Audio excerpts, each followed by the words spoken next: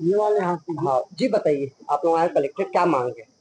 देखिए, कृषि उपज मंडियों में धान की औने पौने में खरीदी हो रही है ना। किसानों को बहुत घाटा हो रहा है। यहाँ पर पूरे प्रदेश में 1700-1800 रुपए के औसत से धान खरीदी हो रही है ना। जबकि पिछले साल इसी सीजन में धान की खरीदी 2200, 2300, 2500 रुपए तक के होती थी और इस साल 1700-1800 का एवरेज है, जो कि समर्थन मूल्य 2300 से काफी कम है ना। किसानों को इससे क्या बोलते हैं, बहुत आर्थिक नुकसान हो रहा है।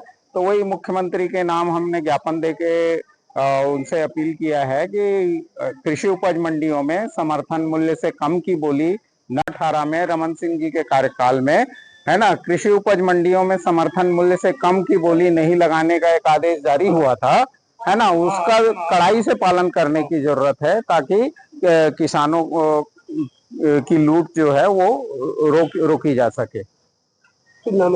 जी, सुदेश टिकम, संयोजक प्रदेश किसान संघ। आनाकानी नहीं चलेगी, नहीं चलेगी, नहीं चलेगी, आनाकानी नहीं चलेगी, नहीं चलेगी, नहीं चलेगी।